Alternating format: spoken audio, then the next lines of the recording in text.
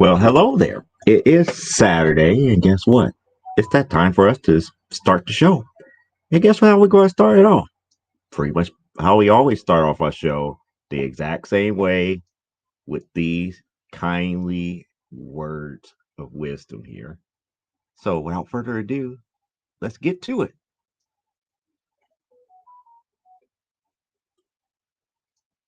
All right, you want to fight crime? Let's get dangerous.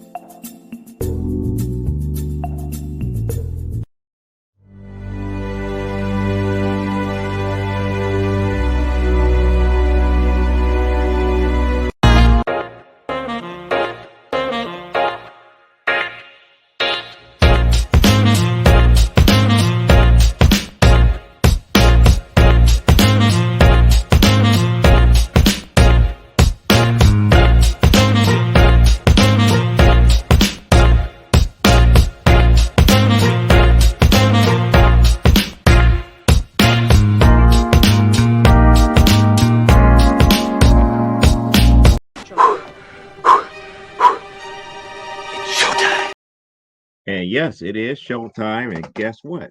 Welcome to another episode from the Desk of a Small Press Publisher. I'm your host, Joe D. McPhee here. And like the title stated here, we got a lot of things to talk about as far as the balance that people have, especially when they're in this industry. And if you're into collecting comics or if you're in the creating field and everything, how do you balance a little bit of everything? How do you balance the love for the hobby, the love that's around you, and everything to that magnitude as well. But before we get into that here, we got to do our normal things here. For example, we have to make mention about Stupid O'Clock happening 1 hour into this show. If we go a second hour and everything here, that is also followed up by Last Man Standing at 1 p.m. Eastern. Then you get a little bit of a respite until Monday morning into 10 o'clock Eastern Standard Time with Nicholas Tucker and Nevermind the Furthermore. And let us not forget about Comic Book Spectrum here on this channel Thursday, 7 p.m. Central Standard Time, 8 o'clock Eastern. I need to get that graphic updated here. So eventually that will be done here. Outside of that, we are should be good to go and everything. And we got Carl in the house saying, "Joe, might it might not be on long. It's been one heck of a week." Yeah, I could understand that, Carl, because I just been through storage and trying to get things done there and then stuff here around and everything. But like I said, tonight is going to talk about a lot of that type of stuff here as a whole. And where was I? Yeah, we talked about stupid o'clock and everything to that magnitude. We got everything out the way. So without further ado, I do know that you guys love new comic pickups for the week, but because I went to storage and we took the books to storage, I do have something special for you. So without further ado, new comic book pickups for the week, and we're going to do this Memorex style. And how do we do this Memorex style? Just watch the screen and I will show you how we do it Memorex style.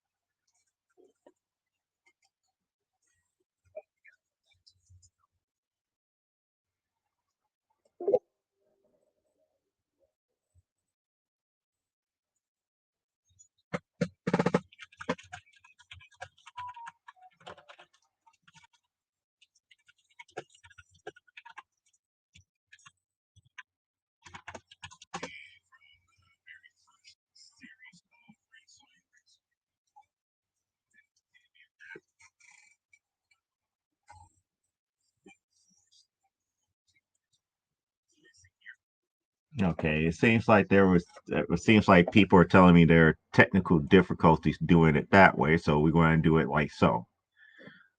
Bear with me because again, I don't understand sometimes when you do it as a share screen, sometimes it works, and sometimes it doesn't. Okay, this is kind of before storage. New comic books for the week here. I should say new comic book pickups for the week here. Um, we're doing this beforehand. I'm not going to try to do this before while we're at storage here. So we're going to get right into the books. Things that came in. We got a Superman 379. Actually, I should read the box over here a little bit closer. So give me 1 second. There we go. Got the box a little bit closer before we could start getting stuff together. Yeah, we got a Batman 340. That one was, it's a freebie. You guys know how I feel about Batman. We got a Wonder Woman this is from the Dotson run, so that would have been volume volume 3, another issue number 12. I know I have a whole boatload of issue 12s. We got a Back to the Future number 1. And we got a West Coast Avengers number 46. This is probably the first appearance of the Great Lakes Avengers. Trying to keep the glare off of the comic books as well. We got from the very first series of Red Sonja number 12. This is an extra copy of that. We got Film Force number 14. This is one that I was missing here. I'm going to put that off to the side. I'm going to try to keep all my Film Force together because I got more later on in the pickups here. Stuff that just came in the mail today. We got Classic X-Men number 9. I believe this is the beginning of the Phoenix Saga here, the reprint of the, I want to say issue 104, I believe, and plus a backstory. We got Iron Man 195. This is during the time that James Rhodes was Iron Man here, and we also have Shaman. That's Shaman there. I think first appearance of Shaman. And the thing that I'm happy that I got for $3 because this was one of the ones that I didn't have. It's not in the greatest condition here, but with a nice little press and everything, get everything squared away. This will be one that can be preserved a little bit better, which is a Wonder Woman 131. So we're getting closer and closer to filling out our Volume 1 collection here. We got a Vampirella 25th anniversary issue. We also got Promethea number 1. I think I have some more of these in storage, but I'm not 100% certain. We got another Huntress number 1 from the very first volume. I think now I'm up to like 5 or 6 of them. So don't be surprised if that comes to a whatnot sale sometime soon. We got a backup of issue 195 of Uncanny X-Men. Another copy of X-Men number 4. First Omega Red. And we got another cleaner copy of the very first X-Men book that was ever in my collection here, which is 191. And surprisingly enough, 191 is a key issue because it was the first appearance of Nimrod. And we got another first Amanda Waller, and this is a direct edition of Legends number 1. And we finally got a gradable newsstand copy of the second appearance of Monica Rambeau. So this is going to go to eventually to CGC. And we're going to do this all together because we got a full run of Red Sonja from Volume 2. This is all Volume 2 Red Sonja. So we got issue 1, another copy of issue 1, another copy of issue 2, and then the ones that I don't have, like 3, 4, 5, 6, 7, 8, issue 9, 10, 11, 12, and I think the final issue of 13. So it's only 13 issues in this run of Red Sonja, and that's all of volume 2. And that gets to go to storage here. And then I'm not certain if I have a full run of this as of right now. So I got Typhoid issues 2 and 3, but I think I got most of these issues in storage. For those who don't know, I do like the character Typhoid Mary, so we got, I think I got now I have the full run, if not just about a full run. We got another copy of Free Comic Book Day Barter, but the thing about this one is not going to be well preserved, because why?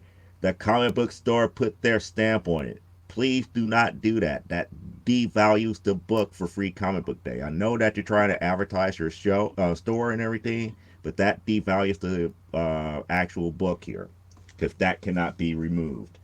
And CGC will downgrade that book because of your hubris by doing advertisement that way. So don't put your stamp on Free Comic Book Day books. That's a no-no. We got Ultimate Black Panther #4 that came in the mail. We also got a Sensational She-Hulk #1, another copy of that from the latest run here. So we got an extra copy of that. That's in a different box that stays here.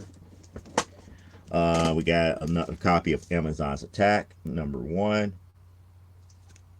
So, we're getting extras here, just like we got extras of issue #7. I know I have extras of that, and issue #5, which I did on Comic Book Spectrum. I have not did at issue 7 as of yet. I have not reviewed that, but we got extras of that here. We got extras of, this is from volume 5, issue 52, 53, 775, 46. And we got I forgot which Vampirella this is, but this is a Vampirella book here, a non-trade dress version of it. It is pretty good. That is actually going toward to storage as well. We got Silver Surfer, some nice foil and embossed #50. I believe that this is either a second printing, because that's a black one. I'm not certain if the black one is second printing or the reverse. The white and black one is the second printing, but I'm not certain which printing that is. And this is actual first printing of issue #75. So that is actually going to storage as well. We got more Wonder Woman from the Dotson run. We got another copy of 7 and 8. Those are extras as well. And we got X-Men 260, which is a nice one. We got another copy. Let me go ahead and make certain that flap is taped down the right way before we put it in storage. Yep, a 1/2 tape right here as we're going along here.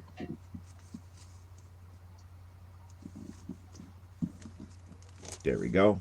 So we got Fantastic Four 348, another copy of the new Fantastic Four, the limited run of the new Fantastic Four members of Wolverine, Hulk, Ghost Rider, and Spider-Man. And graded wise, we have Submariner #34 out of 4.0. So we got that in the mail today as well. And also Film Force related, and this is the end of the comic books that we got over this week. We got Film Force 29, I believe, 38, 58, 59, another copy of 63, and another copy of 67, and definitely another copy of 88 here. So that is all the comic book pickups for the week here. We're going to bring you back to our regularly scheduled program here because why? I'm about to get ready to head to storage here. So I catch you guys a little bit later. So back to you, Joe. And yes, that is now officially back to me here. And I see people coming in here. So we're going to go through the chat a little bit here. We got Elaine coming in saying, hello, everybody. It's like feeling okay, Carl, and everybody was saying that. And I'm kind of sad to hear that Donna's not feeling well. But then again, this was one of the few hotter days that's happened. We haven't hit 90 as of yet. That starts tomorrow. We was in mid 80s today, so I can imagine downstate it probably was in the 90s, and it probably was miserable because it was a high humidity day here.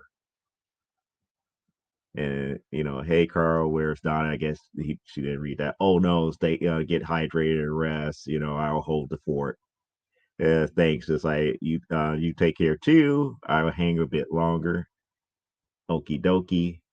And then love that Vampirella. Yep. Ooh, Vampirella. Yep. Okay, start over. Okay, I could replay the video if you want me to. That's only if you want me to play it from the beginning because we had technical difficulties earlier. It's like hi y'all, and then everybody's laughing, everybody's greeting one another. It's like that's mine. Give me that. It's all mine. And it's like, yeah, there is a replay, but Joe is live and we'll be back after the new acquisitions. Yep, that's pretty much it. Yep, the Fantastic Four issue was the second appearance of the new Fantastic Four, the first cover appearance of Wolverine, Spider Man, Hulk, and Ghost Rider as Fantastic Four, as the Fantastic Four. And yep, Muffin Leia, or as she calls herself, Muffin Top Leia. And it's like, oh, did not know that he could do that. Yeah, I could do that. Yep, live Joe or live. Yeah, I was dead, but now I'm living again. Yep. But no, that was an actual video. I had to pre-film that because, like I said, I went to storage earlier, and we try not to keep a lot of books here on the premises anymore. So it's like weekends. It's like normally on the weekends, like either like Saturday or if worst comes to worst on Sundays. That's when I normally take books over to storage. So if I do go on a Saturday morning, I typically have to film what books are here either that morning, or if I'm going that Sunday, then that means I get to do it live here. But outside of that, that was new comic books for the week here. Before we get into our main topic, it was just something that I discovered just recently that I want to bring to people's attention here. Now, you guys know that I also back, a couple of Kickstarters from time to time here. And I want to bring people's attention to this one here. I did back the one for Romero's AXA, and the thing about it was I kept saying that I couldn't remember if I had issue 2 or not from the Eclipse run because that's what they were pretty much reinventing the wheel. They were trying to re-release it and everything, and I was like, oh, they have the actual covers and whatnot for that. At least I noticed that for the first book, they used the original cover, and they made a few minor changes to the actual cover. And then the second one, I couldn't remember off the top of my head, but to my dismay, and I gotta bring you to the full screen here now. Mind you, I already told people it's like, yeah, this is the book that they have here for it. This is issue number 1. This is the original issue number 1 by Eclipse, where they actually got the license for AXA and they went from black and white to color. So this is the issue number 1. Now, they have the issue number 2. Let me go back up here. That's the issue 1. That's the new version of issue number 1. They call it actually classic. This is what they saying issue 2 should look like. That's not the case for the original issue number 2. The original issue number 2 looks like this. And both of them are George Romero art. I just making certain that people realize that, yeah, that was the original Romero artwork on that particular issue here. So when I looked at this, I was like, no, that's the original AXA 2. Then I go back and look at this one. It's like, why are they replacing it with new artwork? And then I get it. They probably don't have the rights to use this. They probably don't have the rights to use this cover because it went from, being just AXA number 2 to AXA Classic. If you notice, they left the original cover alone. They left this one alone, but they made changes here, and that is kind of a little bit disturbing. I'm hoping that they're pretty much 1-to-1 correlation here. But the only reason I backed this particular Kickstarter was over issue number 2 because off the top of my head, I couldn't remember what the cover looked like for issue number 2 because it looked kind of off on that Kickstarter. I was like, maybe I don't have the actual issue number 2, but it turns out I did. So it's kind of like one of those things where it just probably they just lost, didn't have the rights here. So we got Carl, come feed me. Yeah, that was fake, Joe. You're in big trouble now, Mr. Man. Lady, I had my blood drawn today and gravy came out making me some biscuit.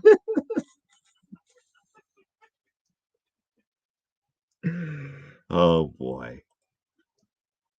Everybody's laughing, and there's Mr. Bolin. Good evening, Mr. Bolin. Glad that you are joining the cast of I want to say thousands, but that would be I would infringing on the Bozo show, so I have to say the cast of whoever's in our chat.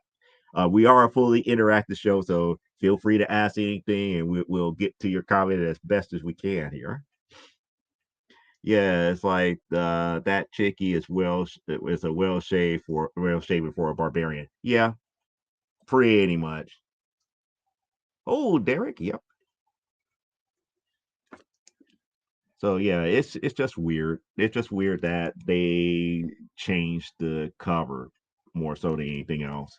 I don't understand why, but I still got to get the original set that they released over here in the United States. I forgot the publisher that did it. It was like 9 issues altogether.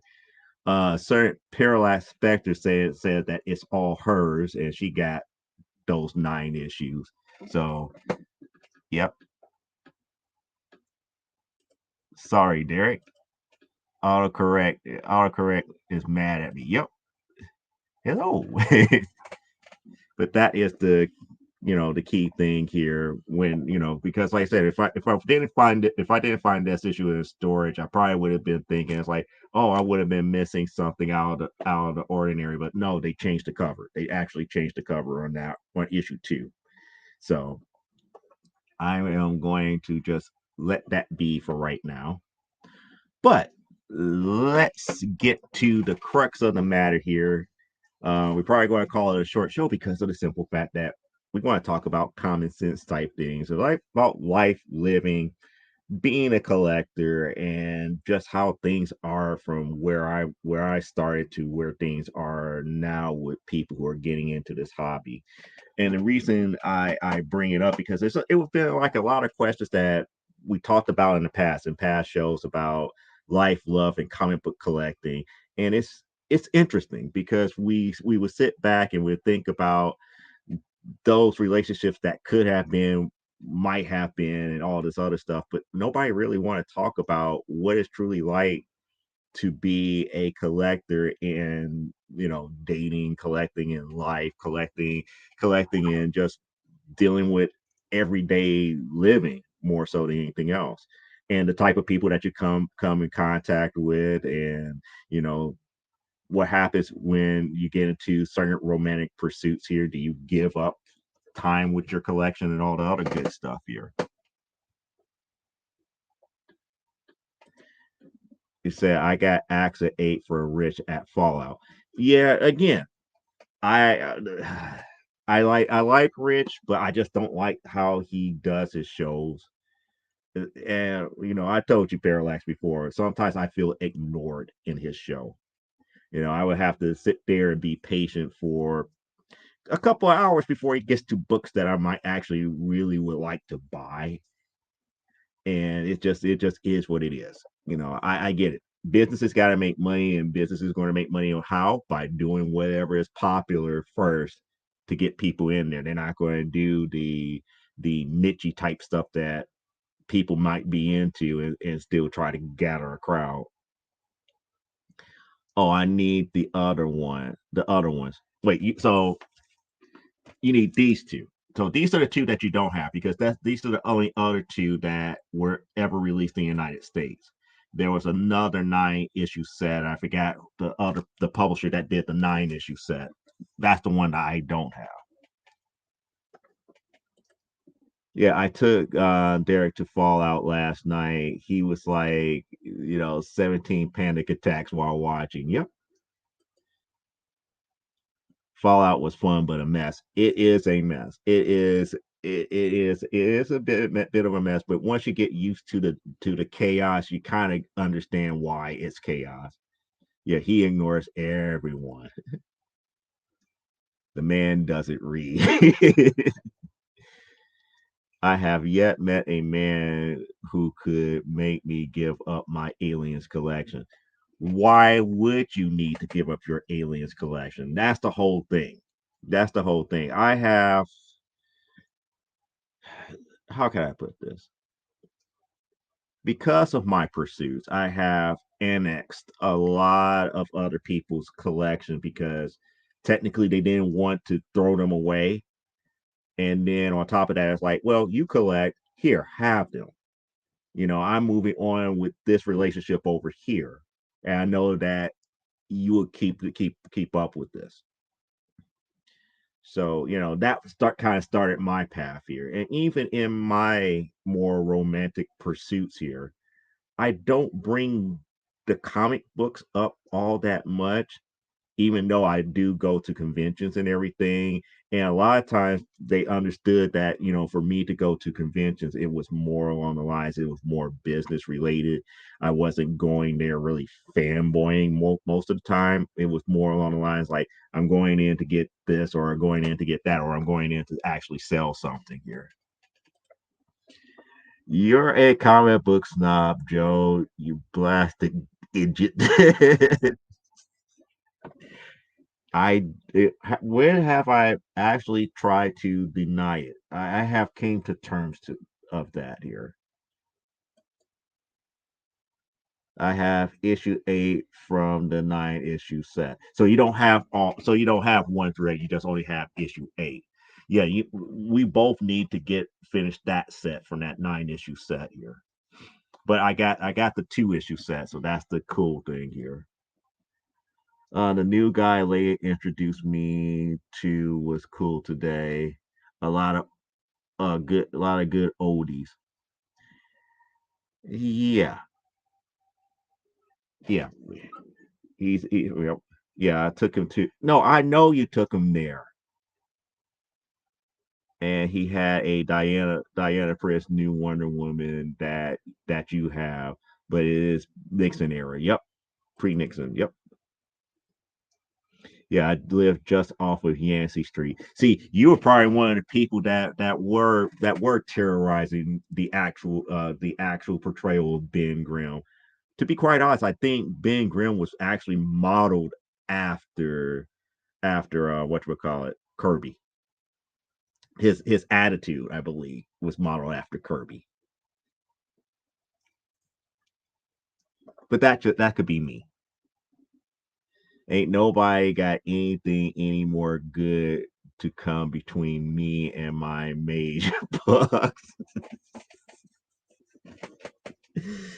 I just find it surprising because again, I'm looking at back then, and when I say back then, growing up, and I'm saying growing up because being born in the 70s, I would say growing up in the 80s and 90s, you really don't openly talk about, your comic book collection and stuff like that unless you was drawing stuff out of it per se. And it was weird because a lot of girls were more interested about me drawing them and other things that they like as they saw me do a lot of the comic stuff and everything to that magnitude than me being a collector and whatnot. So you really don't talk too much about what's going on in the next issue of Captain America, or in my case, during that time it was like the next issue of X-Men and everything. I don't really do that. And then those that were kind of liking me kind of just let me read those books because I'm not like up here openly flaunting them. It's like if they caught me with one, they knew that I wasn't like really like overly gung ho. I was like the smart guy that's hardly ever in class because they got me going to every competition up under the sun. So when I was there and somewhat sociable, they would see it's like, oh, you it's like you are, kind of down to earth and this, that, and the other. You kind of, you do listen to the same type of music that I do. It's like you're not one of those, you're like one of those down to earth type guys that comes off as more intimidating than what you look. It's like, I don't know how I'm intimidated or not. It's like, yeah, I got it. The issue 180, the Death of Steve Trevor. Yeah. Well, yeah, it's the Death of Steve Trevor during the I Ching era where Diana has no powers. So that was the book that you picked up today because I saw it and I was like, oh, I don't need a fifth one of those. Oh hush, Laney Lane, Laney Lane, ain't no, ain't no Peter better, ain't no Peter better than comic books. Hashtag facts.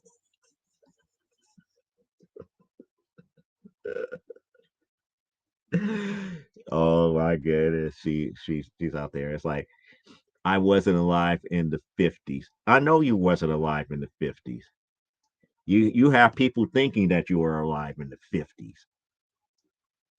LOL, Ben Grimm equal Kirby and his caricature likeness is Reed. But I kind of figured that because it's like how Ben responds to things seemed like it would be the way that Kirby would have responded to him more so than anything else.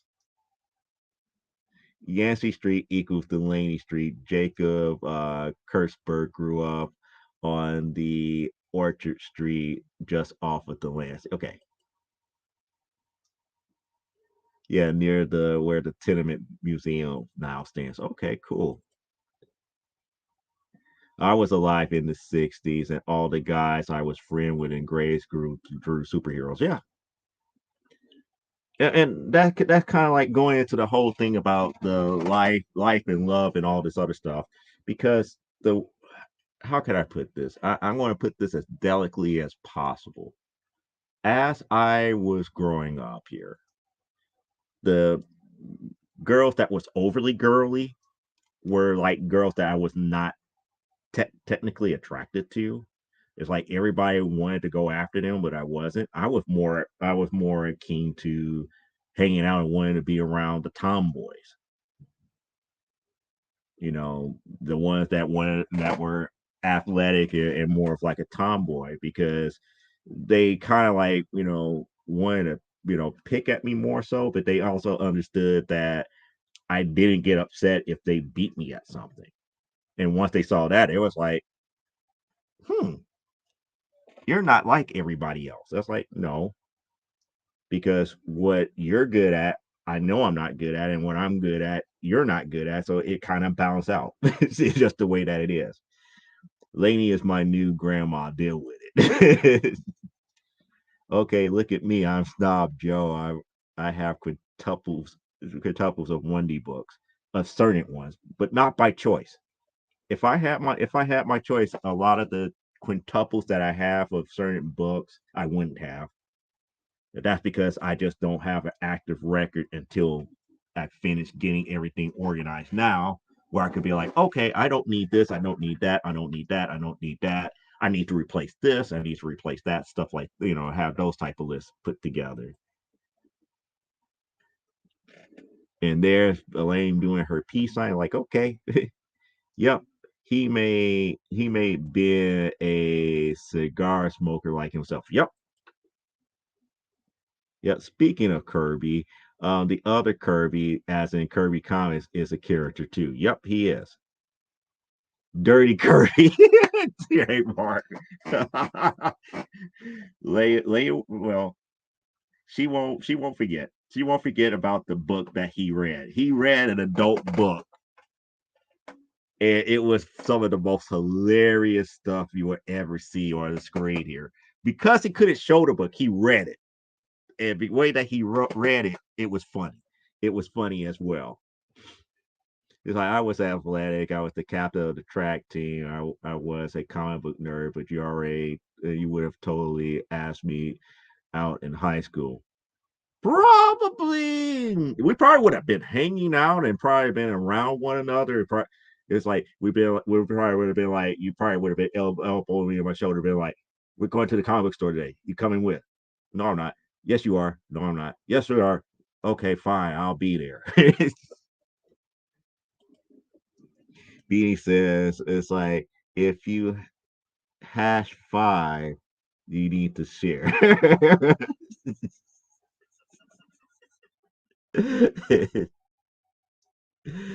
Oh boy. Yep. If I have five, I need to share.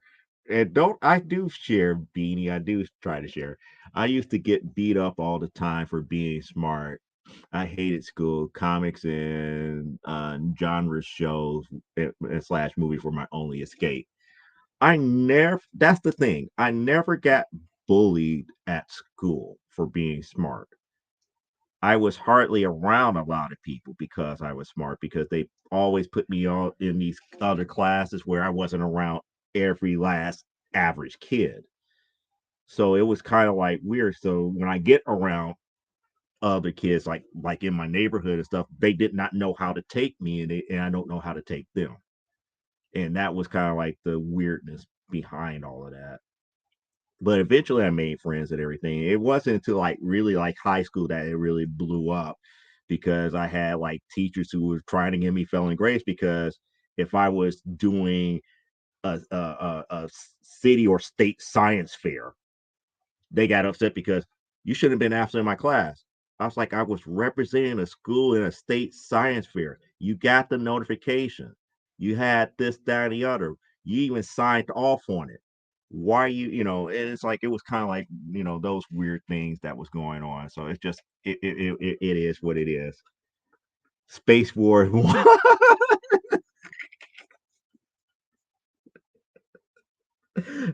Space War One. It's like I would have made you epic meals. Come on, Joe. It's like take me to the guy. Yep, that's how that's you think her favorite saying is bad now. I could just imagine if I was younger. If I was younger, I picked up the X-Men comic book, she would just take it out of my hands like, that's mine, give it to me. It's all mine. That's how she would have been like, oh, this kind of cool, that's mine. I would be like, okay, I go to grab this one. That's mine too. Got to the register and been like, instead of her paying for hers and me paying for mine, I would probably end up paying for both. And that's never a good sign.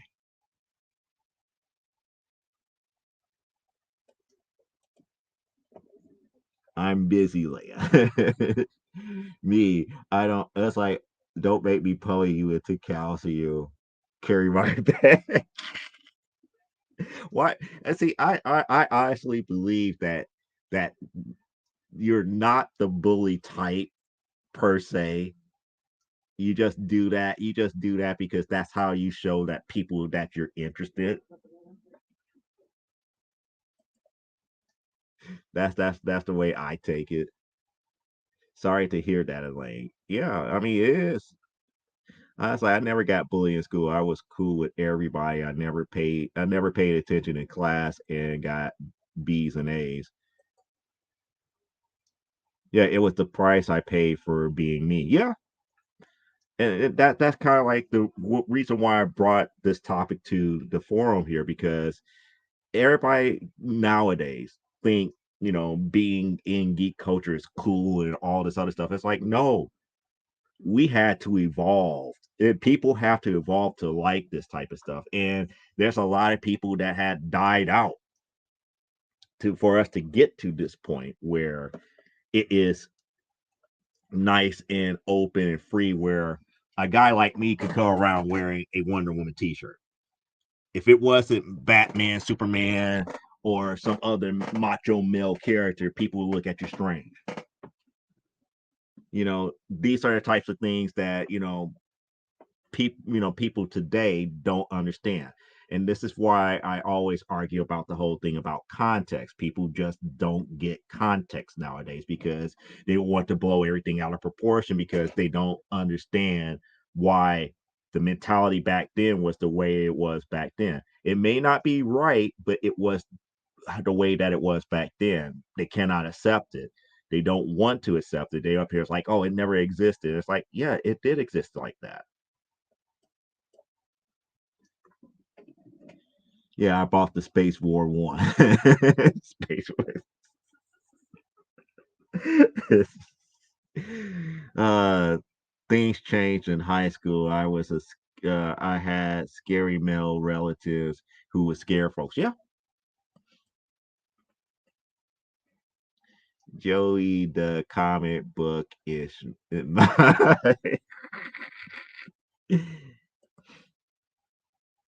not a bully. Dominant? I don't know. You do have more of a dominant personality, but not, I wouldn't say dominant. Well, gotta run, but everybody have a great evening. Same to you, Carl, here. Hopefully everything is okay there. Yeah, and I rag on my love. And that's what I say. That's the way that you express how you truly feel. That's the thing. You know, one of the things that I can honestly say about Parallax, she grew up learning the fine art of shit talking. That's pretty much, it's like, that's just the way that she is. She grew up that way. If you're not used to it, or if you're not strong enough to deal with it, guess what? It's going to be a pain. It's going to be painful. It's going to be painful.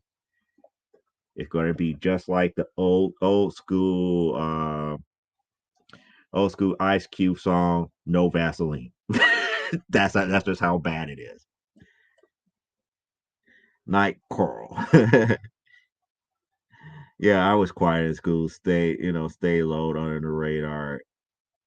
Easily forgotten. And that's the thing about high school. And I think the high school experience did not actually match up to what the real world was, but it actually did prepare you as far as the social circles that you could experience in the real world, more so than anything else, because that's when things really change. Because in elementary school and everything, you was always taught to get along with one another. It wasn't until high school where it was okay for you to be different, for you to start exploring what you're all about, more so than anything else. And Night Carl, get better and hug Donna for me.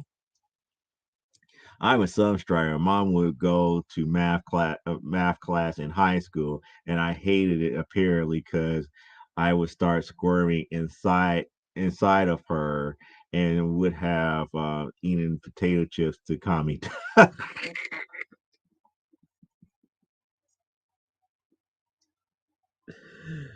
Oh boy, the pop-ups here. And there she is. I'll be, it's me. She's here.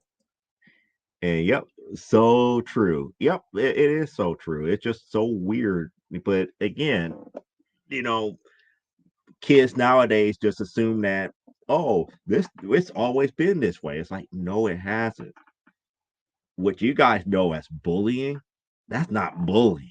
What we went through was true bullying back in the day. We understood the difference between someone picking on you because they like you and picking on you because they really can't stand you. you know, it's a major difference with them. with them.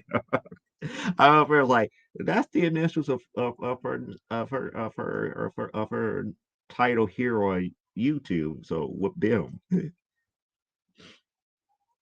is it really you? It's me. Prove it. Oh no,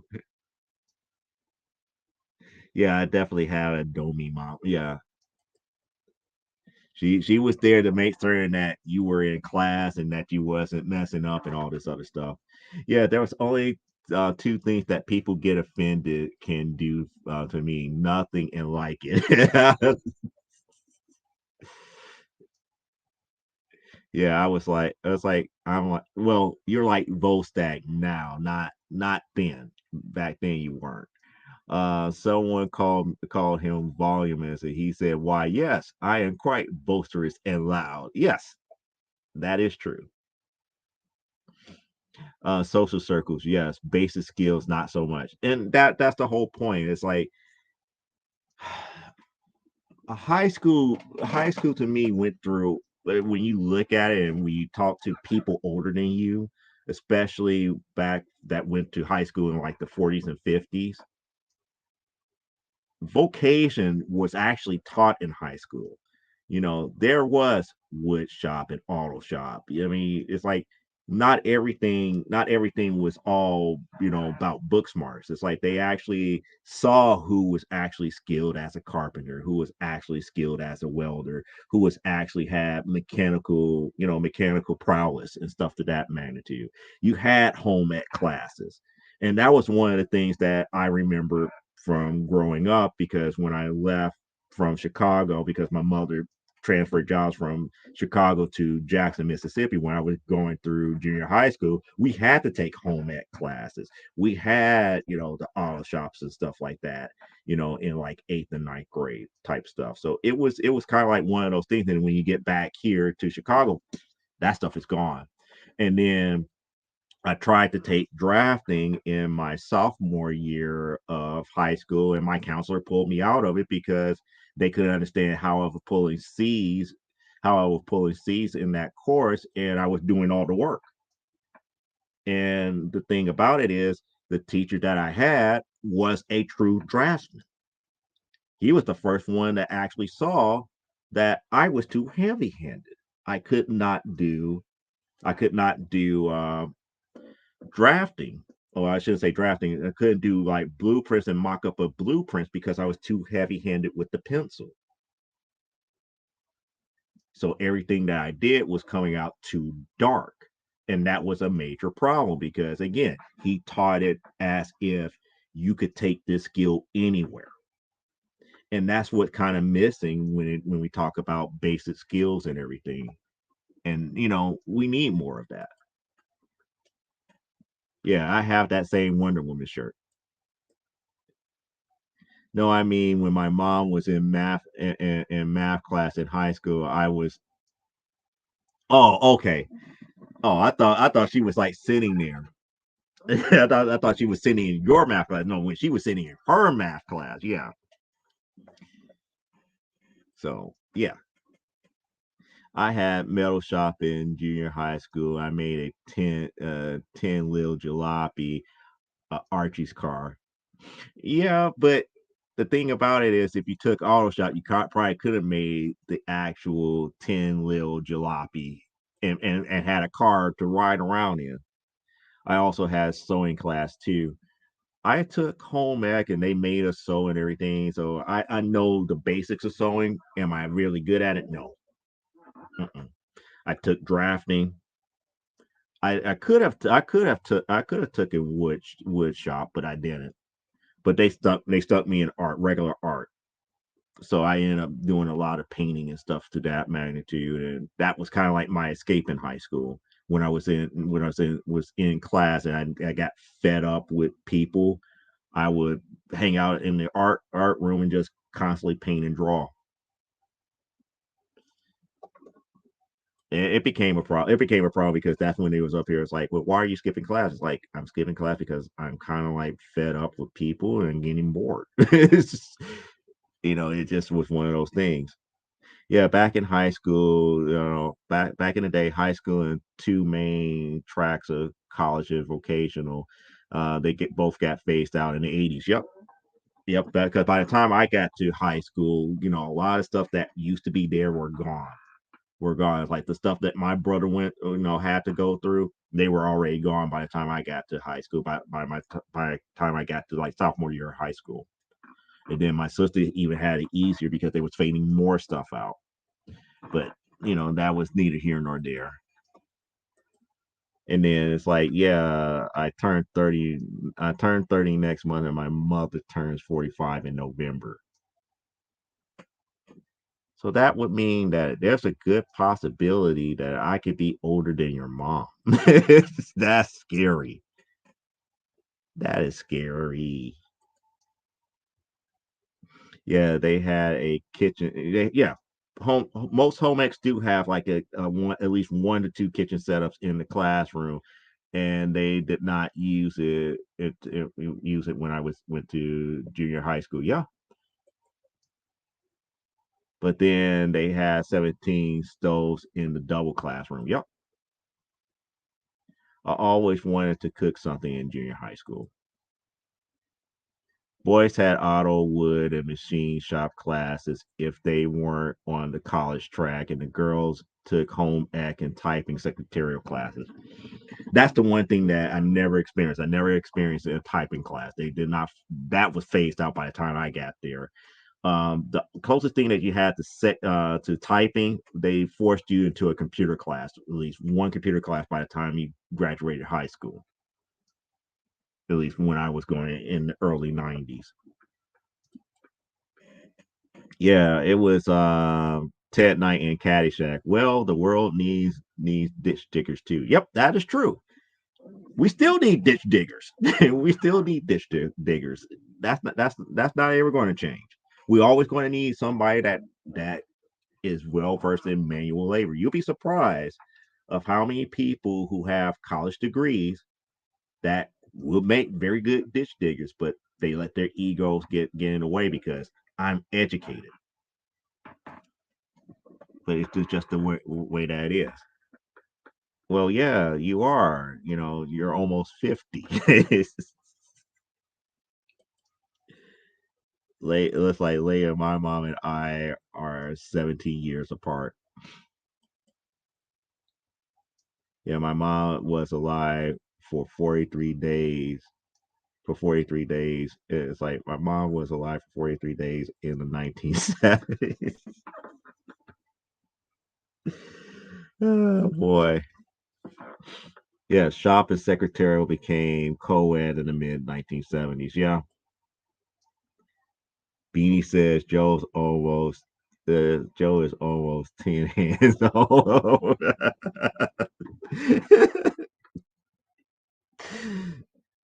Yep, I'm almost that many hands old. Yep, yep, I am getting close to that here.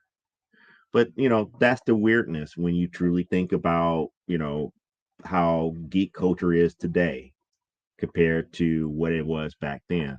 Because it was, and that's the whole thing. The whole culture of what is cool has changed entirely throughout the whole entire world.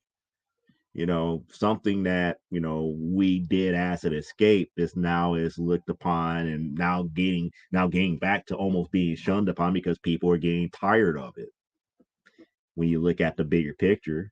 And when I say look at the bigger picture, we're talking about how they're up here talking about movie franchises. They're tired of all these superhero movies and television shows and all this other stuff. It's like good guy versus bad guy is always going to be the thing regardless. So it's really not superheroes. It's just more along the lines the taste that you have for right now, whether it be told to you in a police drama, where it be told to you with capes and tights, where it be told to you by some other high fantasy epic, it's still going to be good guys versus bad guys. You can't get around that. That's just the way that it is. It's just the way that it is. It's not one way or the other. One way, one you can't just escape it. That's one of the reasons why, the whole thing about Scorsese. And I was just like, you know what? Your team is just not up to bat at this point in time. Don't hate on what is being liked at this point. Just come out with something better. And it's like there's no true cinema. It's like there's still true cinema out there. But the thing about it is your team is not up to bat leading the charge here. Just like there was a decade and era for musicals, just like it was a decade and era for epic movies that Scorsese used to have and everything. Now we slowly getting past the era for superheroes and capes and types and other like properties, which leaves the door open for a couple other things. I mean, we really never had one for horror because why horror is ultra cheap to make as far as films is concerned. So you're not going to have like the multi-million-dollar blockbuster horror movie like you think you would because they're rather cheap to make. Um, so what's going to be the next thing? Are we going to go back to musicals? Are we going to go, or are we going to have like a renaissance with animated movies where everything is animated? We don't know, but you can't get mad as far as the people's taste because again, as the world changes and what is perceived as cool and what is was in vogue also changes. So mafia movies and movies that have substance and depth that you're so used to making, they might not be in vogue, and that means that you got to figure out a way to make it a more appealing to this generation of viewers. It's just that simple. Lane says it's like it wasn't always ego. Some folks get pushed into college, and it was often a badge of honor when the working class parent could send a kid off to school. Yeah. Well, again, it's how can I put this? You're right. It wasn't always about ego, but it was always about if you look at it from the parent's point of view, it's always wanting better for your kid than what you had. One of the things that my dad told me before he passed, and it was kind of like one of the weirdest things that he ever told me, considering how many generations that how many male brothers and sister brothers that he had and how many sisters that he had that had male children. Out of all of them, throughout his whole that out throughout his side of the family tree, I was the first one that actually graduated from a 4-year university. I wasn't the first one to go to college, but I was the first one to ever complete a 4-year degree.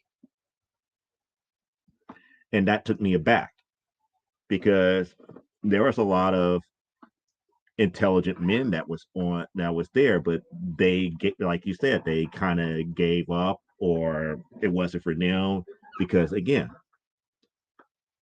my father's father was a sharecropper. Most of them got high school education. Some had vocation type skills, and they went into those skill type things, and they made a success for that. And then there's some that actually went to college. The males that went to college didn't make it all the way through. Some of the women on his side of the family, some had got associate degrees, some have actually made it through 4-year university, but he was like, he almost like wanted to literally break down and cry because I was the first male to successfully get through a 4-year degree. And like Lane was saying, it was kind of like a badge of honor to them for the parent. Now, mind you, that my brother went to college. He eventually got his associate's degree, but it doesn't have the same effect as having that 4-year bachelor's. So, yeah, I understand that sentiment as a whole here. it's funny to me how comics are mainstream and the average sales are like 55,000 copies a month, but in the 80s it was 250,000 sold per month. Oh, it's not funny. It's not funny. This is the problem. This is the problem. And I love the fact that you remember to put mainstream in quotation marks because that term within itself would get me upset depending on how it's being used, but you used it in the correct context here. 55,000 is a nice round number for nowadays. Why? Because people don't read. You know that, I know that. Why? Because we're in a generation that if it's not on the internet video wise or if it's not in some type of short format on the internet, on television, on social media type format where it's just quick, fast, and I could get to it, I don't have to pay anything for it, people are not going for it. And you have to think about it. Comic book that costs what, $4.99 today, a lot of people are not going to pick it up and read because it's not even though because considering the counterparts, it's not considered cheap entertainment like it used to be. It's not really considered cheap entertainment. Then people just don't read. Even when you look at back in the 80s, you know, think about it. If you charge $5 for a comic book in the 80s, it wouldn't be something of this size. It wouldn't be this thin. It would have been a thick book. You would have got like an omnibus or something for that type of money here.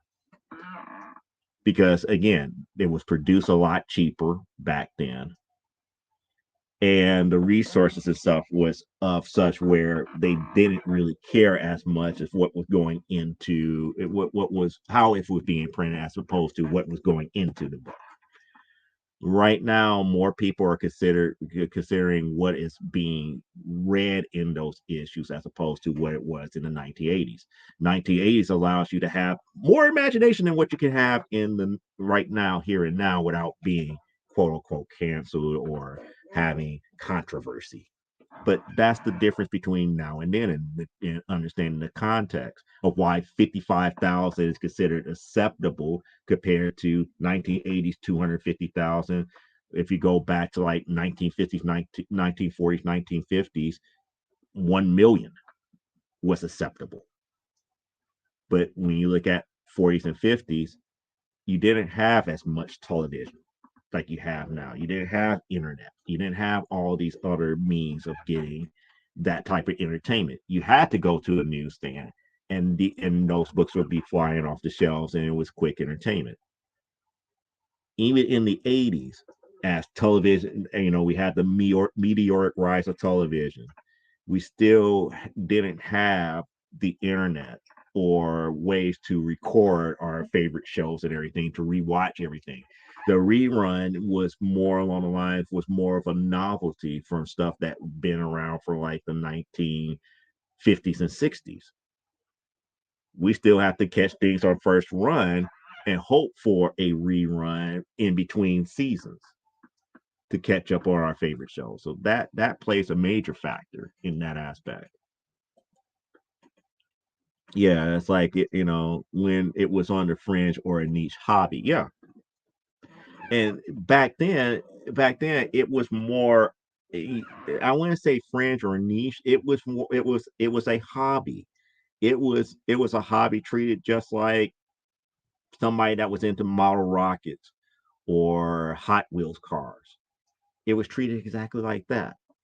It was treated as if somebody that was playing with GI Joe toys. That was a hobby, or somebody that raced at go karts. It was considered a hobby. In that aspect.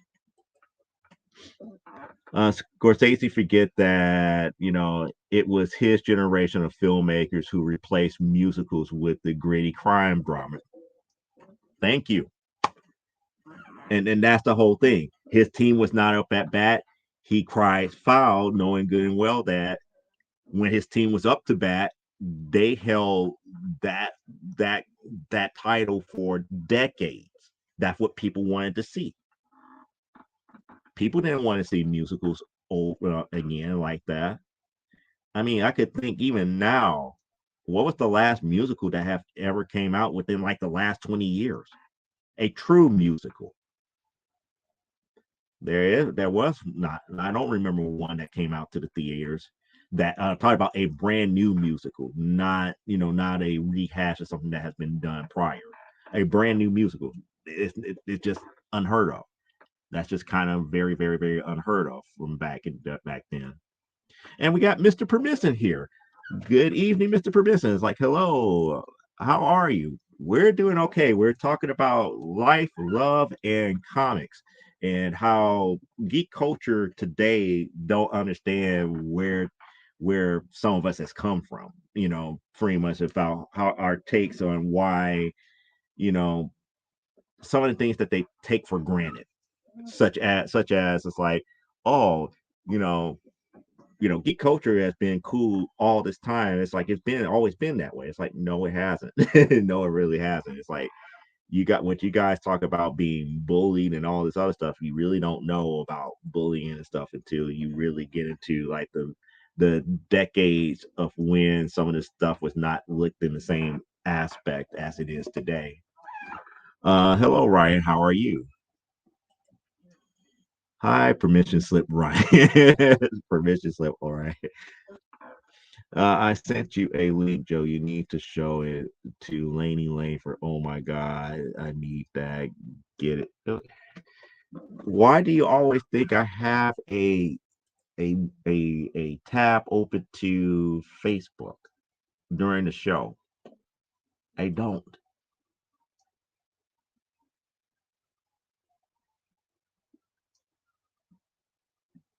So while we're looking at while we're waiting for that to open here, they printed 1 million copies of Superman. Actually, they probably printed more than 1 million, but again, they don't keep records. That's another thing. See if we're going to talk about that. From the onset of comic books and newspaper strips, they never kept accurate record of how many copies were actually printed. There's never been a record that's told us how many actual issues of Action Comics #1 was ever printed from the very first copy or the very first run of it. We have no idea. Same thing with X-Men #1. Same thing with your favorite comic books from like the 1940s, 50s, and 60s. We don't know. So again, it goes to show you if somebody happens to walk into like a run down old warehouse from like the 1940s, and they open up, they find a crate and they open it up, and all of a sudden here's hundreds of thousands of copies of Action Comics #1 mint. Do you know how much of a crash that particular book would have? It would throw the comic book economy in a tailspin, because if that actually happens, then it's going to open up the doors like, well, what other books that we consider rare to get? And when I say rare, I'm not saying rare as far as uniqueness, but I'm saying rare as far as availability of getting it changes. So if that ever happens, people are going to try to look for all of the harder to find books from back in the day, if that ever came to about here. Now the stupid link, okay, this, that, the other. I don't see a link here. It wasn't on the Book of Faces here. So if it shows up, it shows up here. In the 1940s, Captain Marvel outsold Superman for years. Yes, yes, that is true. That is true. People love Billy Batson more than Kal-El. And then Superman back then did not have the powers that he had today.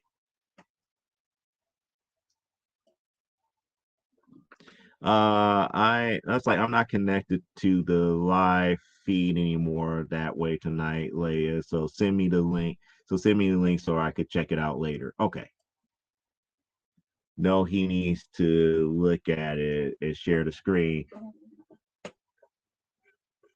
I am on the Book of Faces, so let me refresh the Book of Faces here.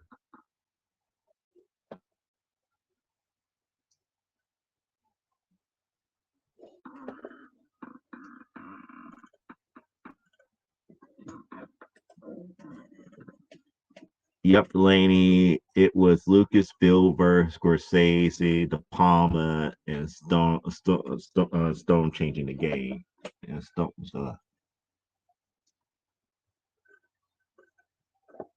Let me see.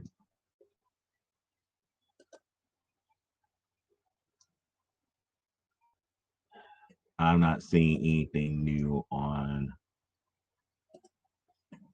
I'm not seeing anything new on Messenger from you. So I didn't receive it.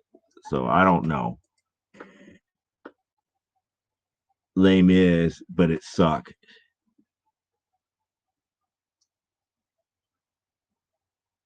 Would you even actually consider that a musical? Because that was kind of like a remake. That wasn't the original movie that they made. That was a remake. That was a remake of a remake.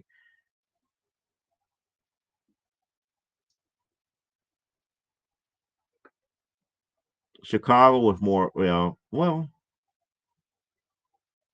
Broadway show, yeah, that'll work. That'll work as a musical. That barely fits in with the last 20 years. Joker 2 is a musical, but that's not out yet. There was that playlist musical. That's something that was new. But again, I never heard anything about it. It wasn't really popular and everything. Yeah, the movie was adapted from the play. Yeah, I know, but it sucks. Just like Chicago. Chicago sucks because it wasn't the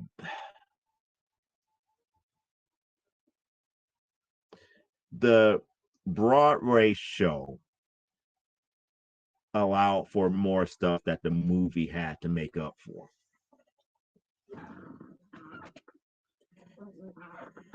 I'm not saying that it was bad, but it's like when you think about the Broadway show Chicago, and then you come back and look at that movie, it's like the movie had to hit certain boxes. They have certain check boxes for movies and everything, and it's just like you just can't have the same motivation like you would have on a play when you do it on stage. You need to keep a tab open because I'm here. Yeah, I got it, and I was like, I still don't see any link from you.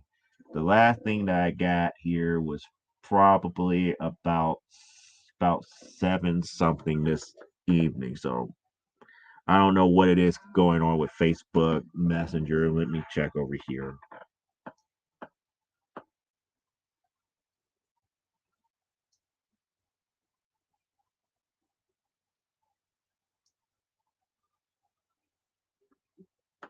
So okay, so whatever is going on, my laptop is my laptop just did not see that link. On my phone, I see it.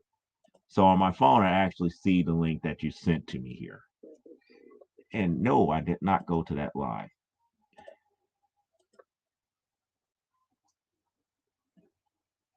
I don't know why. I don't know why the laptop is not showing me what I'm seeing here.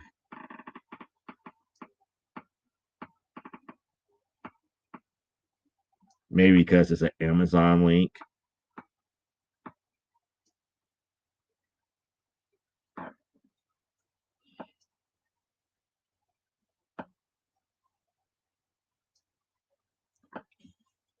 I honestly don't think she would care too much for that, but let's see.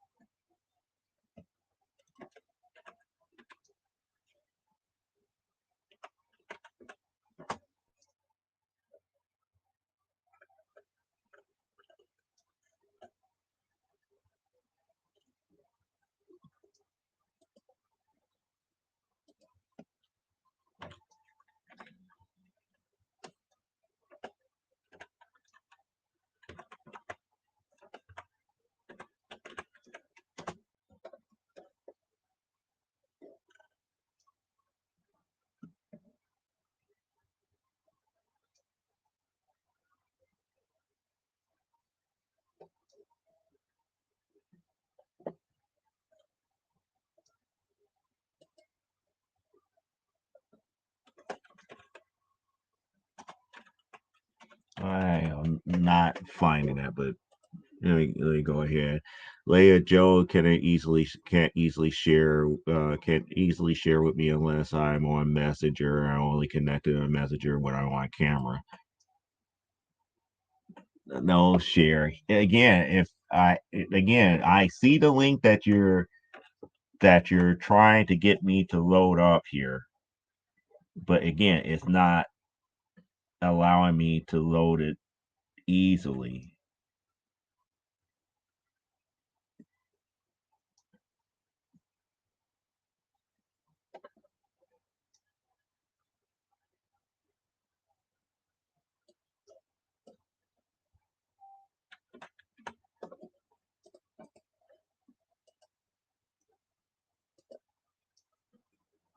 You can send a photo, but you can't. It won't. I don't understand why it won't allow me to have the link here. This is what she wants me to show you guys. So that's what she's trying to share to Elaine. It was something that was on Amazon that she found here. It's in your. When do you have a contract? Me and Lils are laughing and saying that I'm bossy. No, you're not bossy. The only way I could check out the link right now on Facebook if I have to leave the chat that I'm watching. Yeah. Oh, it's an Amazon link. Yeah, the link was not coming through on the laptop, so that's the reason why I'm up here. Like I'm looking at this, and it's like trying to find a way to pull it up on Amazon. So Les Mis was a filmed play. It didn't have the same. Moulin Rouge was fun. They actually got that one right, but that's over 30 years ago. I say within the last 20. Moulin Rouge was over 30. I want that. I always wanted one when I was little. Was never and was never found. Mom wanted one too when she was little and never got one. Sorry for Joe for not being on camera. I am on camera. So yeah, the pop up pencil case is like hit one button and the pencil sharpener pops out. It had a ruler that pops out. It's futuristic.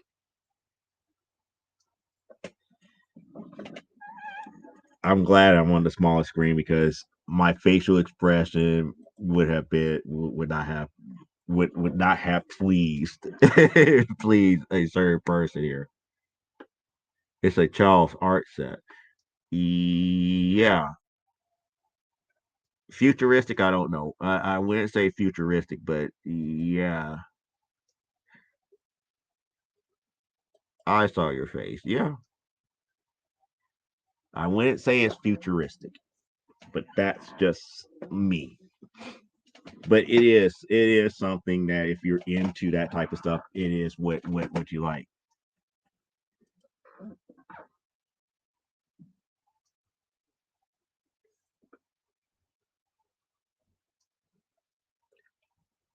Saying that is futuristic for 1981 would be like saying the Trapper Keeper was so far ahead of its time that it should have been released now in 2024.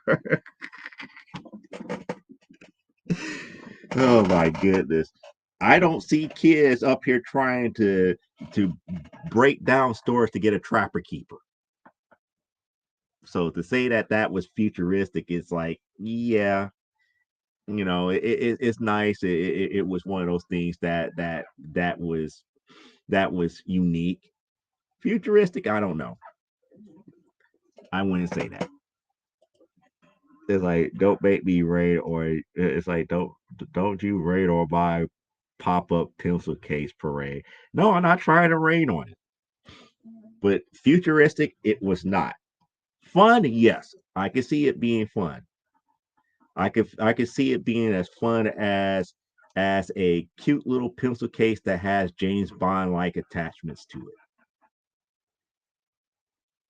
It's like what if Q ever designed a pencil case?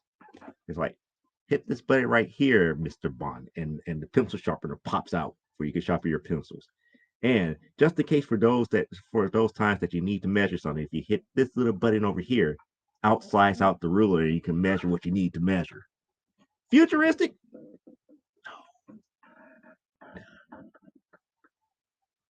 Futuristic would be like it pops out a pencil and the pencil automatically starts drawing something for you. That would be futuristic. Because like, wait, it does that on its own? That's a mental.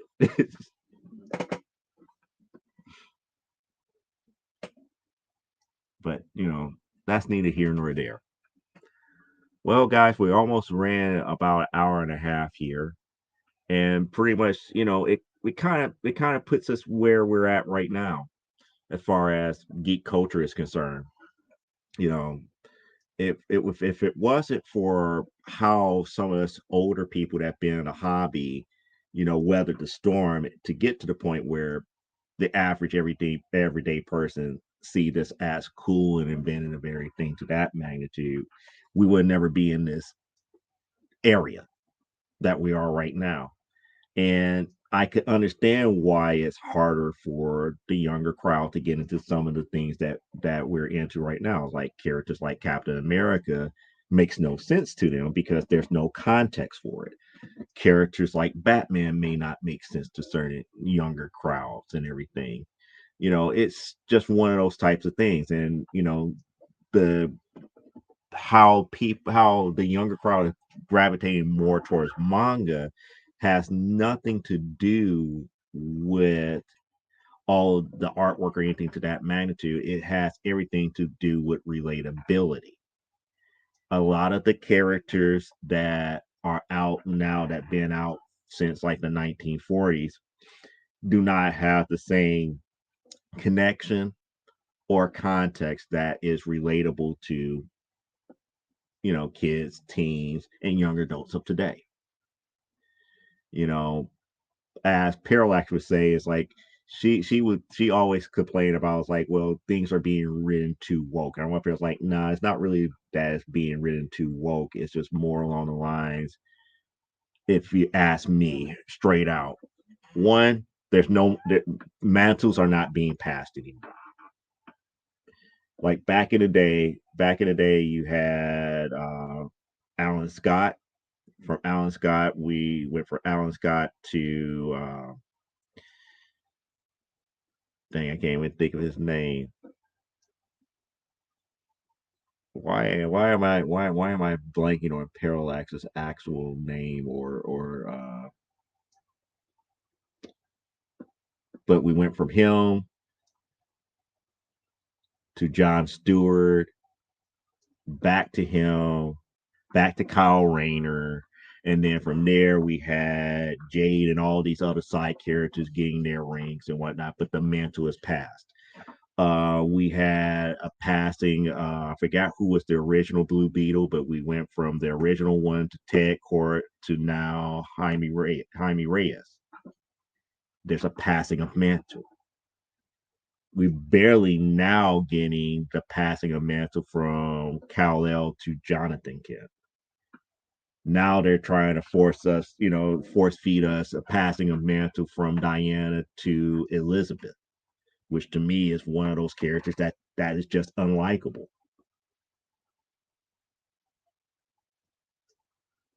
But it's just one of those things that there's not a passing of mantle where we're getting likable characters anymore. I mean, the last two successful passing of mantles that I could think of that is still working today, Kamala Khan of Miss Marvel and dang it, why am I blanking? Miles Morales as Spider-Man. And it's just weird. It's just weird because again, you look at other genres that we're in that's not capes and tights. You see a lot more inventive characters. People are responding to them.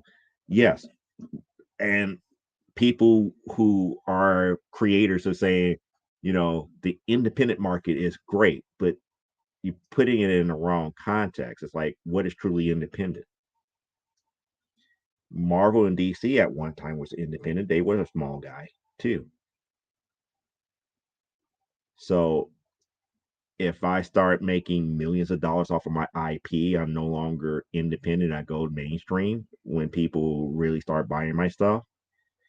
That that to me, the criteria, that fuzziness should not make or break anything, make or break whether people like what you're doing or not. And I mean, the key thing here is like I look at franchises like The Walking Dead. The Walking Dead went at least 10 to 15 years before AMC really took a shine to it, and it blew up in other media, mediums. I want to say other media, but it's mediums because reason I say that because it's been a comic book for at least 10 years before it reached television. One of the reasons why I don't put a lot of stock in when people say it's like, oh, this one has been picked up for option. Option does not automatically equal movie or television. It just means that the rights to use it for something that's in those genres is now available for that. Whether or not the original creator can still create newer adventures the way that they see it is up in the air based upon the contract that they do for their option. But that's a whole different can of worms in the long run. But that's not what we're here talking about today here. But the major thing is that we always have to take a look at the context of where we're at right now compared to where we've been. We need to enjoy where we're at right now. We need to stop talking negative about what people don't like and try to turn people on to what we do like. Just because you don't like something may be somebody else's cup of tea and their favorite thing ever. You might want to be encouraging for that because if you're encouraging for that, they might actually take a look at what you like and gleam onto it as well. You never know. Let me get back. Let me get back to some of the things here. Yeah, Hal Jordan. Thank you, Hal Jordan. I don't know why I couldn't think of it. It's like, yeah, sorry, I wasn't trying to rain on your parade. No, that wasn't that what she wasn't talking to you. Like she was talking to me about it being futuristic, and I wasn't. Yeah, publisher are into making money. We think that it is, but it's the way that they try to make money that makes me worry. Yeah, they're losing money hand over fist with the woke bull crap. I don't think that's it. I don't think that's it. They're losing money hand over fist because they got, how can I say, spoiled by movie and television money. When you could put out one movie to make billions of dollars, you're not going to worry about the comic book that barely makes you a couple of $1 million.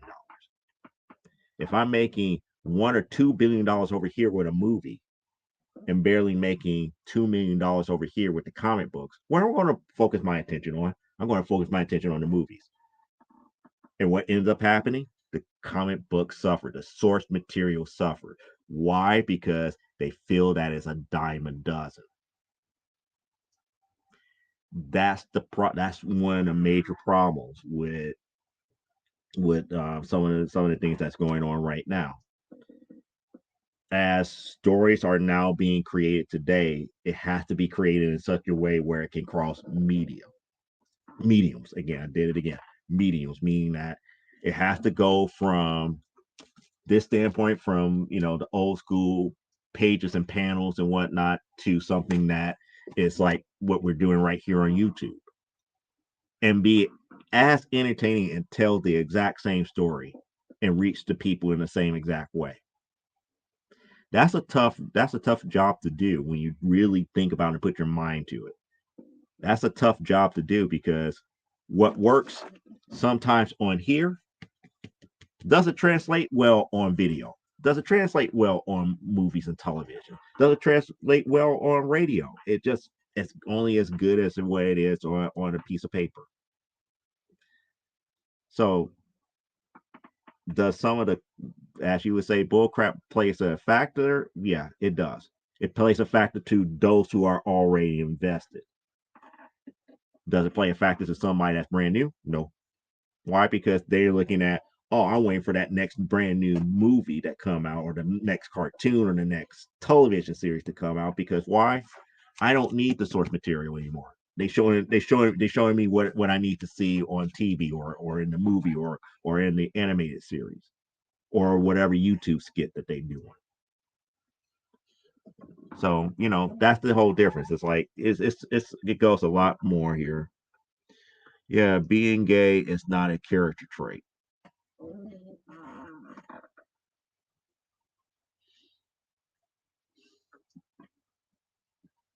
Hmm. Let's put a pin in that one, because I'm up here. It's like you're not wrong, but you're also not right at the same time. But I'm not going to split hairs. I'm not going to split hairs because you're not wrong, but you're not right. It's just like, you know what? That's with one of those things that, in the hands of the proper writer, it can be used to define a character, but it can be used to the detriment of a character too, when building them up story wise. So, like I said, you're not wrong, but you're also not right either. If you want to make, it's like, if you want to make bank, you got to reflect on the changing audience dynamic. Exactly. Thank you, Elaine. So, see, Elaine gets it. Yep. Yeah, I like both Kamala and Miles. Yeah, because again, it was a passing of the mantle. Passing of mantle means that these were different characters. They had different origins from their original counterpart, and they carried on the mantle that was, thrusted upon them. It's like Miles took over for Peter. I mean, literally, Peter gave him the okay to be Spider-Man. Kamala actually ended up meeting Carol eventually and gave her the okay to still be Miss Marvel, despite not having the okay prior. Yeah, but they ruined Kamala by making her a mutant. Yeah, yeah. But that comes back down to, like I said, said publisher is saying, okay, we're only making a few $1 million over here. But when we did the Marvels movie, we made close to $1 billion. 2 to 3 million, close to $1 billion. Let's concentrate on what we're doing over here with making the billion. Should we do a season 2 of Miss Marvel? If so, how are we going to do this? Who's going to write the story and everything like that? What we're going to do for her in the comic books? Let's make her a mutant and try to tie her in with the X-Men now, because we got an X-Men movie coming out. This is the same company. I'm glad that you were picking on Kamala. This is the same company that killed her off in Amazing Spider-Man 26, less than a month away from the release of the Marvels movie. Again, that's a marketing nightmare, because again, everybody loved the television series. You got to the big screen, and now, after people see it on the big screen and thinking that, and again,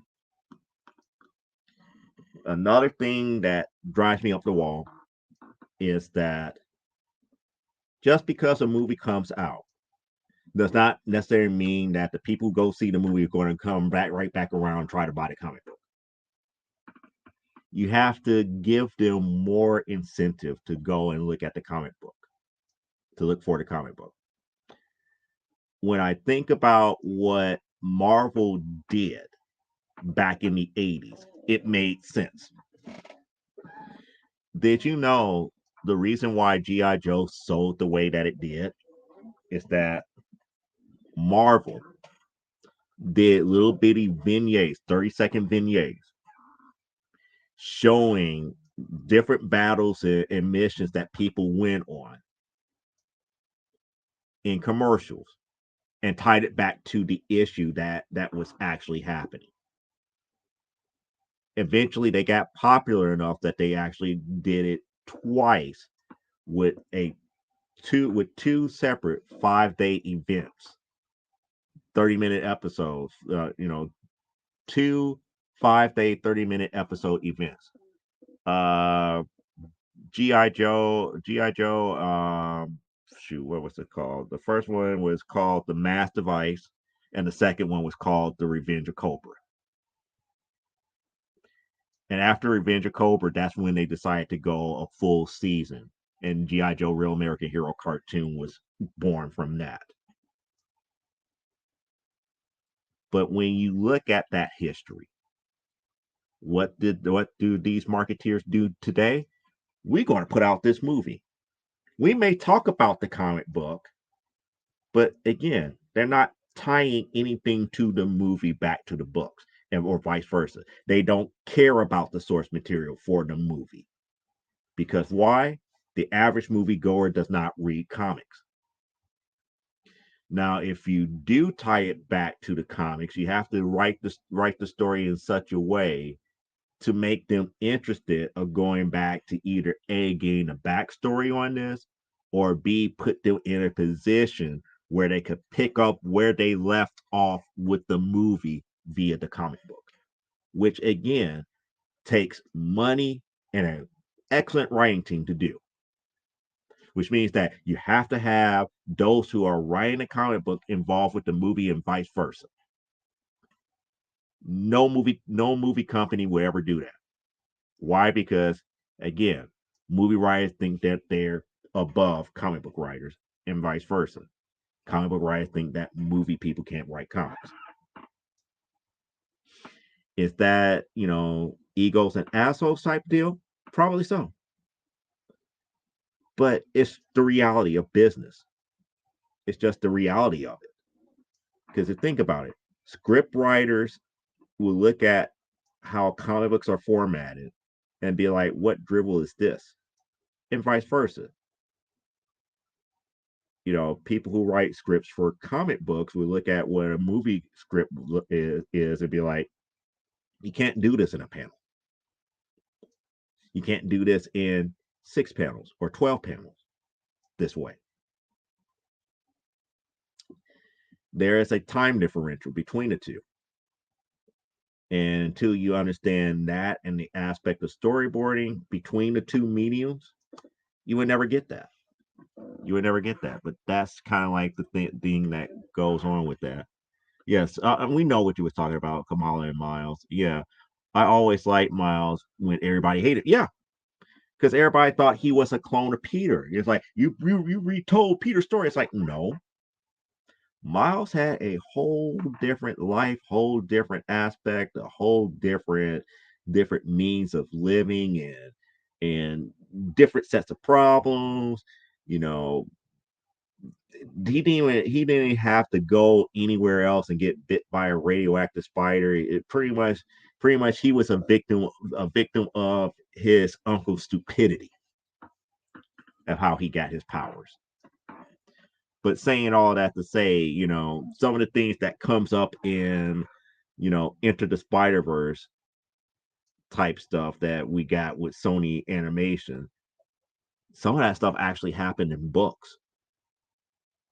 But quietly kept, nobody, those who hate it never read the original, Ultimate Spider-Man when Peter died and Miles took over. Most of those people did not read that stuff and take it to heart the way that they were supposed to. Because if they did, they would have known that Miles was nothing like Peter. Nowhere close. Upbringing and all this other stuff. Nowhere close.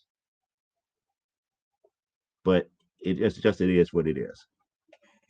Yeah, I have all of the Ultimate Spider-Man run. Yep. Literally every Image comic that was created from 2015 and forward has been optioned. How and to think those that actually made it to television or made it to movies, were they successful? No, not really. Do I have high hopes for Saga? No. I think I still got my copy of Volume One of Sex Criminals. That to me, that story was interesting to me. Should it have been option? Probably not. But again, Hollywood is, showing interest in stories that, that can be cheaply made. So, what we doing in comics can be easily made because of technology now. Back in like the, 90s and early 2000s and even the 80s, a lot of the stuff that we're getting now with comic book movies could not have been done because the technology was not there. So, that all plays a factor. Joe is Negaduck. No, I'm not. I'm always right sometimes. Only when you're mistaken. Yeah, Peter was dead face. He saved Captain America from being killed. Yes. And that's the reason why I love Ultimate Spider Man. Because how characters changed. How J. Jonah Jameson changed after that happened. And to be quite honest, truth be told, I didn't like the way that they supposedly unalived J. Jonah Jameson, but I love the way that he went out if he was unalived in that moment. And those who read Ultimate Spider-Man know what I'm talking about. No spoilers, but only thing I would say is how he confronted his so-called best friend was nothing to sneeze at. What ended up happening afterwards was sad. But I give J. Jonah Jameson much props because that made me a fan of J. Jonah Jameson. Ultimate Spider-Man made me a fan of J. Jonah Jameson after Peter's death. And that's hard to say because J. Jonah Jameson was always one of those characters that, you gotta love to hate him. You don't like him ever. But what had transpired after Peter's death made me like him after all the truth came out. So, like I said, no spoilers, but I'm going to let people go back and read it. Yep. They always want to mess up the comic books when a movie drops. Thor movie drops. Jane Foster is Thor in the books. Yeah, because again, they're up here. It's like, oh yeah, we're going to do, Blood and Thunder where she's going to be Thor, but she's Thor now. Why can't we do Blood and Thunder now? Love and Thunder now. Oh, we just have to follow our formula. The formula has to be followed. Okay, Marvel Studios, but Jane is Thor now. Do what is in the books now. No, we're going to do this, that, and the other. Okay, you're just going to make people confused. If they do get interested enough in Thor, they're going to go back and it's like, who's this Jane Foster character? Why is she Thor? Doctor Strange dropped madness in the multiverse drops. Clea is Sorcerer Supreme. Yep, she's Clea is Sorcerer Supreme trying to bring back Steven. And nobody understands what that was going on. Plus, you also had Strange Academy going on during that time too. So again, movie side making billions of dollars, don't care about the source material that's going on behind the scenes. Avengers was the biggest thing that ever that biggest thing ever. No Iron Man. Why you think that has not been another Avengers movie as of yet? Because they made the Avengers move. They made the Avengers movie more about Iron Man leading the team.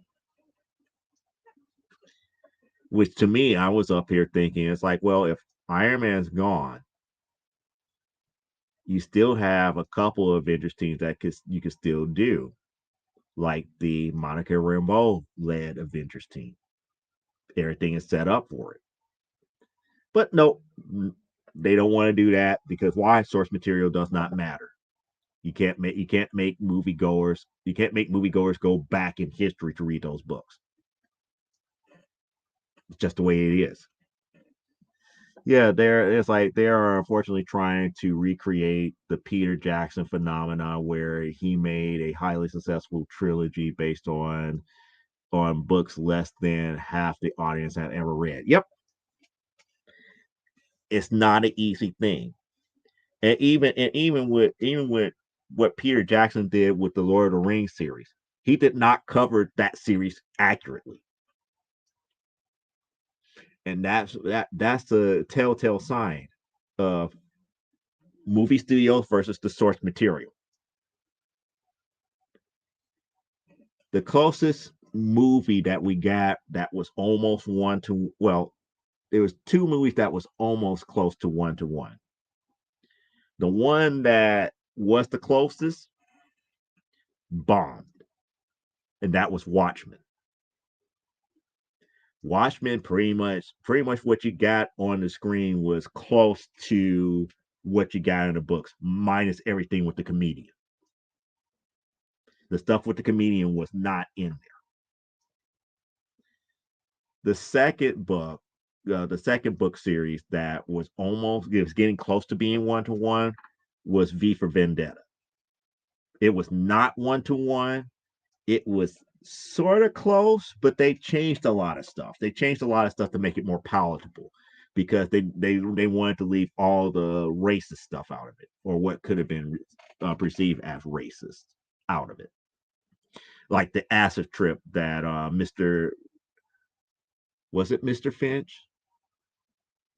I can't remember the two guys with the police, which was called the Eye.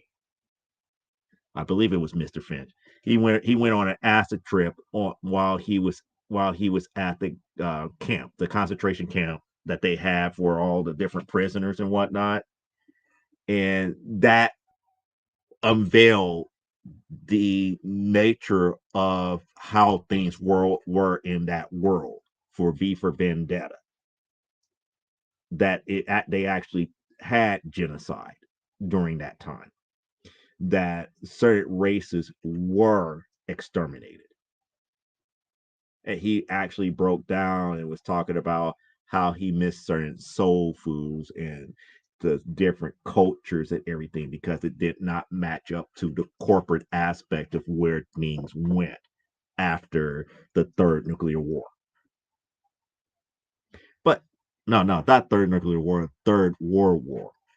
I got that backwards, but it was the third world war. But again, when they pay attention to source material, it seems like people are not interested in going back to reading it because it's not as entertaining or it covers a subject that cannot be portrayed accurately and made palatable for the audience that is not a part of the original source material. I see. I still meet a ton of folks who have never read The Hobbit, that never read The Hobbit or the Lord of the Rings books. Be quite honest, truth be told, I never read any of the Lord of the Rings books. I have read part of The Hobbit, but again, those books don't interest me. It's not because I'm not aware of them. They just don't interest me. I never was one for high fantasy, and I never was one for horror. But yet, every time I turn around, it's like, oh, you gotta read this. It's like you gotta be a part of this horror. It's like, no, I know. It's funny that with certain horror films, I either laugh at them or I do get a little bit scared by them because there is a lot of reality dealing with culture that most people find flawed, and I actually get scared by it because some of that stuff can actually happen. But that's just me. Yeah, Ultimate Spider-Man 160 variant cover, because it's cool when Uncle Ben tells Peter, "You did good, kid." Yeah, and takes him into the light. Yep,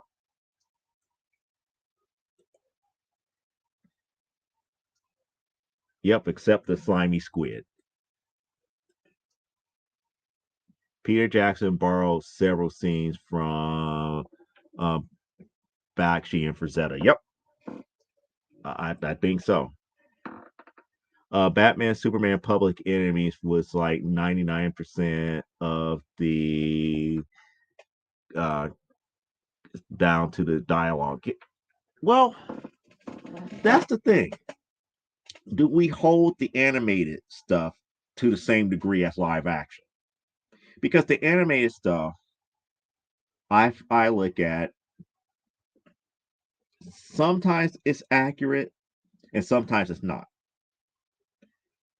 Like the Wonder Woman animated animated movie was not accurate.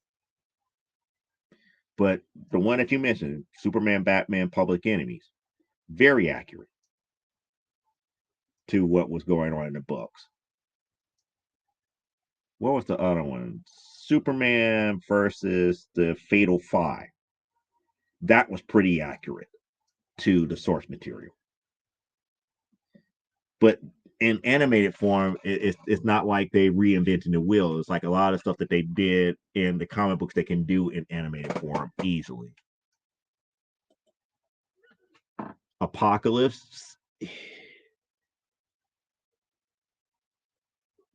See that one, I there was one thing in Apocalypse that I questioned. It was just one thing that I questioned, and I know that they did it for the sake of not having to explain the full effects of it, and that was the one time that Darkseid fired the Omega Beam at Batman, and how they got the Omega Beam to stop, and it did, and they got it to stop without it hitting actual Superman. That was one scene that I was confused by because it's like it wouldn't stop there. It wouldn't stop because it didn't hit its target. The Omega Beam wouldn't stop until it hits its target. I mean, think about Superman the animated series when he shot the Omega Beam at Tarpon, and Superman was like, "Okay, fine, I'm going to jump inside of it," and it separated and went around with the hit Tarpon.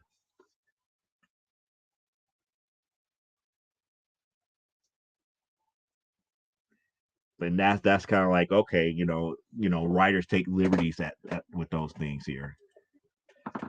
Yeah, that was 90% accurate, and they changed the ending a bit. Yeah, I mean, with animated stuff, they can do one to one, just about one to one, and still have the things here. The Batman Superman one, not the X-Men one. No, I'm not talking about. I don't know. What you're talking about when you're talking about Apocalypse. Yeah, Rankin Bass animated Tolkien films have both time constraints and censorship issues to deal with. Yeah, because again, they were made more for television. They were made for more for television, and television back then had a lot of rules that we would look at now. It's like, wow, I'm glad that they lessen up on a lot of this stuff. Because back in the day, a lot of the stuff that we see today would have never flown during regular television hour. When I say regular television hour, I'm talking about from 5 a.m. to 11 p.m. at night. After 11, it's full bore. It's like whatever it is. Yep. Yeah, the Omega Beam will always fall until it hits you.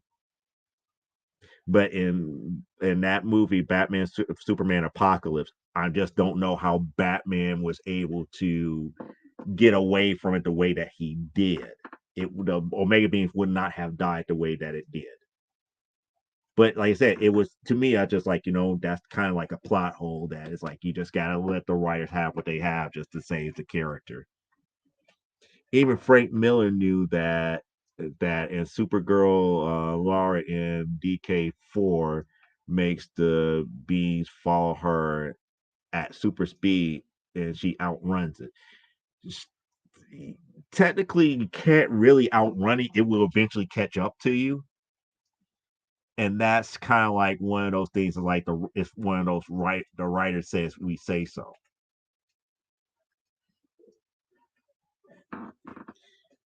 And again, it's just one of those things that, the longer you try to outrun it, it may not keep pace with you, but it's still following. It's still following you. It just may take a lot longer for it to reach you to hit you. That's the way that the original way that they expressed the Omega Beam. That's why everybody feared it. Because there has been times where, in Legend, that people had tried to outrun it, and they thought they had outrun it for days and years, but eventually caught up to them and killed them, or I shouldn't say killed them, removed them from existence. It doesn't always kill you, but it does remove you out of whatever present existence that you exist in. Let's see, Bashi was supposed to do 2 films, but they only had enough money for one, which didn't gain a serious audience until a decade after it was released. Yeah, just like most movies that so-called tank, and then all of a sudden now it's the guy like a cult following. Yeah, but it followed her. It just didn't give up. Just didn't give up. Exactly. It just going to keep following you. But again, these are writers that just don't understand the source material. But it kind of like it is what it is. Well, people, we're getting close to actually we're at the 2-hour mark here. So I gotta call it a night right now. So hopefully this talk was enjoyable and everything. We covered a lot of stuff here about life.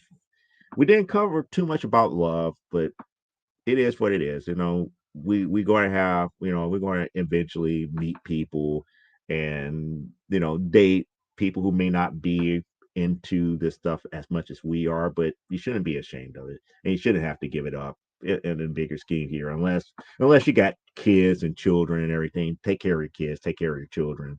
Don't don't, if I could say, take care of your responsibilities, but if that means that you have to, wheel back on buying comics, do so. It's worth it. It's worth it, to take care of your progeny. But it doesn't mean that you have to give it up. You might have to put it on the back burner for a while, but it is what it is.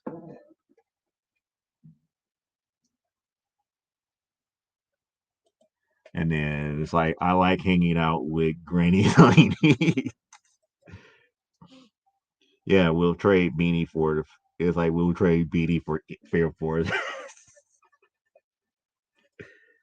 Oh boy, yes, got housework to do while the offspring is asleep. So we'll see you Thursday night. Yep. And that's a reminder, Thursday night, right here on this channel, will be another episode of Comic Book Spectrum. Hopefully, we get closer and closer to having our intro done, but we'll see between now and then. Until next time, live life, grow, and be well. And we're about to be out of here for another week. Enjoy the rest of your weekend, and Parallax, where you're at, enjoy your Sunday because you should already be in Sunday. You probably crossed over to midnight already, so you're in Sunday morning already. So until next week, see ya and adios to everybody here on From the Desk of a Small Press Publisher. It? What am I doing?